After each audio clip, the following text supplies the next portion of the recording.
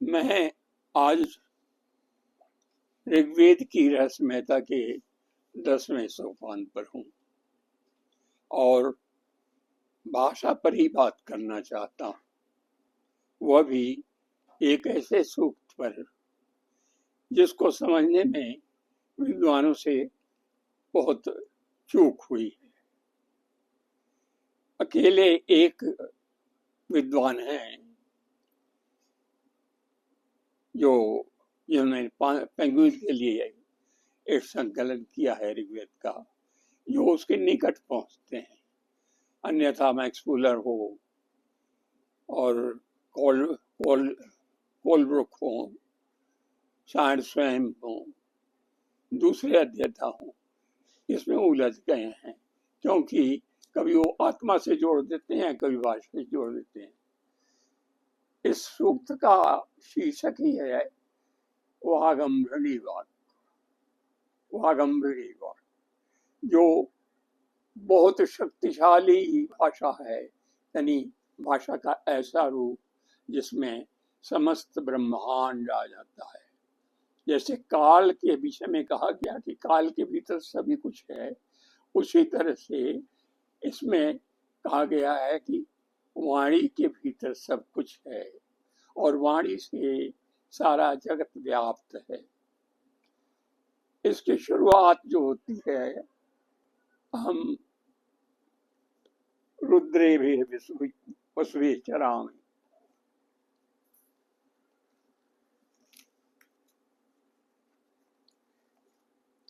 अहम राष्ट्री संगमनी वसूनाम चिकित्सी प्रथमा यज्ञानाम। मैं राष्ट्री हूँ। राष्ट्रीय के विषय में पहले भी बता चुका हूँ कि राष्ट्र का अर्थ पुराना है, एक साथ चलने वाला या संगठित, और जो कर्म था उसके लिए भी राष्ट्र का प्रयोग होता था। और जब कहा जाता है कि तुमको वृत्र के वध के लिए राजा चुना गया है, तो उसमें दल के नेता का भी भाव हो सकता है, पूरे राष्ट्र की चेतना न रही हो सकती है। जो भी हो, अहम राष्ट्रीय संगमनी वसुनाम, वसुओं के साथ चलती हूँ। और वसु का भी अर्थ है धन दौलत, जो जितनी आच्छादित यानी मिनरल्स जितने हैं वे सभी वसु हैं, धरती में जो छिपे हुए हैं। तो अहम राष्ट्रीय संगमनी वसूनाम चिकित्सी प्रथमम यज्ञानाम। मैं ज्ञान से भरी हुई हूँ, चेतना से भरी हुई हूँ, और श्रद्धेय लोगों में सबसे प्रथम आती हूँ। यज्ञ का अर्थ है यजीय के पूज्य, मान्य, स्वीकार्य।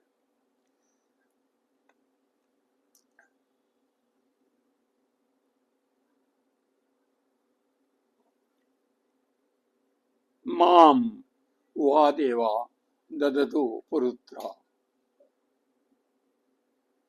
भूरिस्थात्रा भूरि निवेशयन्ति। मुझे देवों ने विविध रूप में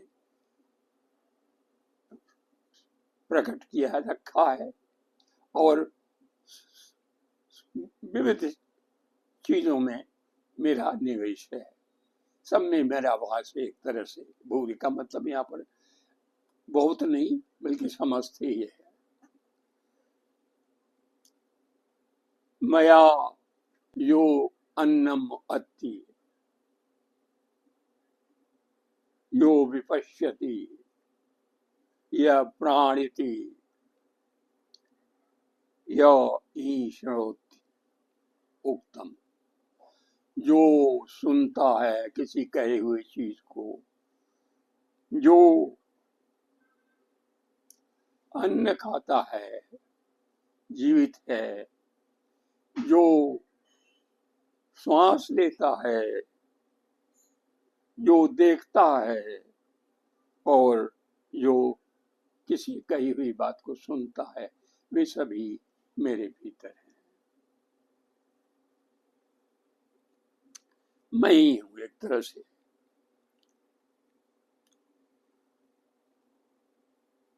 अमंत उपमा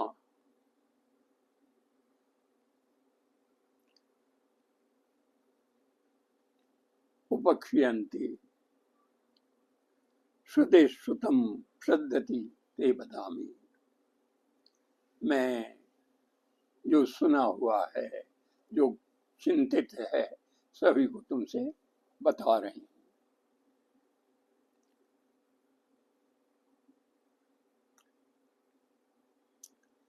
अहमेव ब्रह्ममिदम्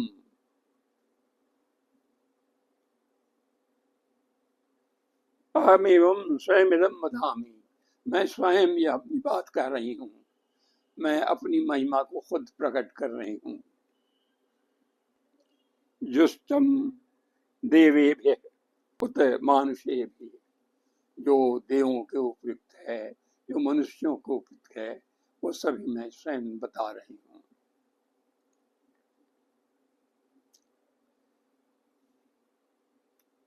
यह कामये तम तमयम कृणोमि तम ब्रह्माणम तम ऋषिम तम सुनिधाम।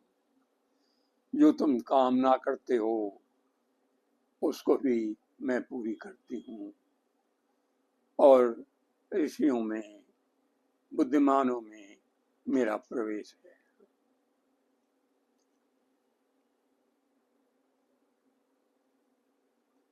अहम रुद्राय धनुरातमुनि।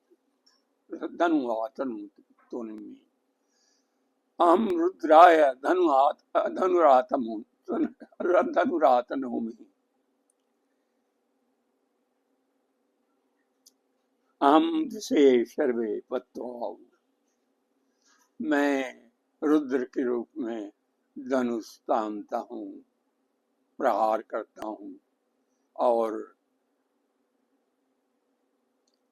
ब्रह्मद्वेष, जो ब्रह्मद्वेषी हैं, यानी ज्ञानियों के द्वेषी हैं, यहाँ पर ब्रह्म का ब्राह्मण अर्थ न लिया जाए। ब्रह्मद्वेषे हंतवेश, हंतवा हुआ है।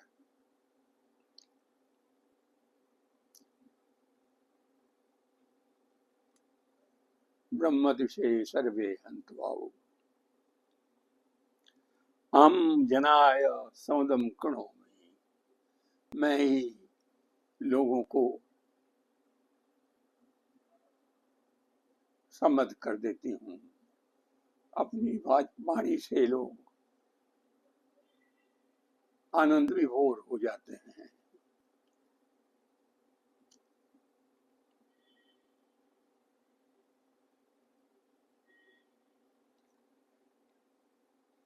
मैं अहम द्यावा पृथ्वी आविवेश। मैं धरती में व्याप्त हूँ, आकाश में व्याप्त हूँ, सर्वत्र मेरी व्याप्ति है। अहम स्वे पितरम मत्स्य मूर्धनि। आकाश में जो पिता देव पितर हैं, जिसमें सब कुछ विद्यमान है, उनका सृजन मैंने किया है। यदि भाषा न हो तो हमारी चेतना काम नहीं कर सकती, बोध नहीं होगा भाषा के बिना चीजों का। वे विद्यमान हो, सामने हो तो भी दिखाई नहीं देंगी। हम स्वे पितरम, इसमें एक उलट बांसी भी है कि पुत्री जो है पिता को पैदा कर रही है। अहम स्वे पितरम अस्य मूर्धनि मम योनि अस्ति अंतः समुद्रे। मेरी योनि समुद्र के भीतर है। योनि का मतलब होता है उत्पत्ति का स्थान। भाषा पानी से पैदा होती है। यह विचित्र सा प्रयोग दावा है, और इसके पहले और इसके बाद में किसी ने इसको समझा नहीं। और मैं यदि इसके निकट पहुंच सका तो इसी सूत्र को लेकर, क्योंकि इससे पहले मैंने तरह तरह के प्रयोगों में यह पाया था कि शब्दों की अंतिम व्याख्या में वे पानी के द्योतक हो जाते हैं। तो पानी की ध्वनियों से भाषा पैदा हुई है और उसी का अलग अलग रूपों में वो व्याप्त हुआ ध्वनि, और उस ध्वनि में से जो पहले कहा गया है कि बृहस्पति प्रथम वाचो अग्रम यत प्रेरयत प्रेरत नामधेयम दधाना यदेषां श्रेष्ठम यद अरित्रमाच यद यद यदेषां श्रेष्ठम यदरित्रमासीत् प्रेरणा तदेषां निहितं गुहावि, कि वो हमने व्यक्त किया है जो छिपा हुआ था। तो वहां पर चुनाव जो करते हैं उस ध्वनियों में से कि जो श्रेष्ठ है, जो अरिप्र है, यानी जिसमें कोई दोष नहीं है, निस्सुकरता से बोला जा सकता है, संवादित व्यक्त किया जा सकता है, तो उसको बहुत आदरपूर्वक हमने ग्रहण किया है। वही बात यहाँ पर भी है कि पानी की उन ध्वनियों से विवेक पूर्वक उनका विविध पदार्थों के लिए रूढ़ार्थ पैदा हुआ और उससे हमारी भाषा बनी हुई है। कैसे उसको संयोजित किया गया, वह वही है कि जो श्रेष्ठ है, जो सबसे अधिक उसके उपयुक्त दिखाई दे रहा है।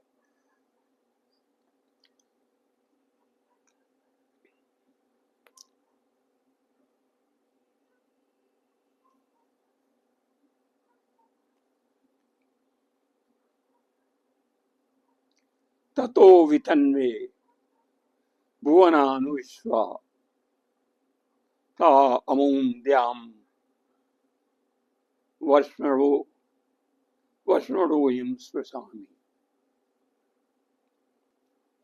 वष्ण आकाश का जो पूर्णतम बिंदु है उसको स्पर्श करते हुए जो विश्व है समस्त, मैं उसमें व्याप्त हूं।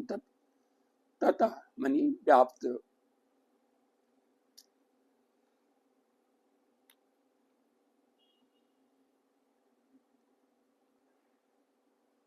अहमेव वातयो भ्रमामि, मैं हवा की तरह से भ्रमण करती हूँ। वायु से तो उच्चरित होती ही है और वायु से एक स्थान से दूसरे दूर तक पहुंचती है।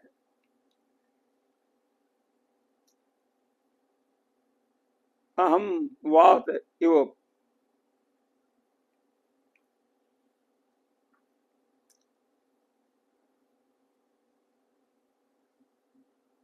आरभमाणा विश्व भुवनानि विश्व, समस्त विश्व में मैं गतिशील हूँ।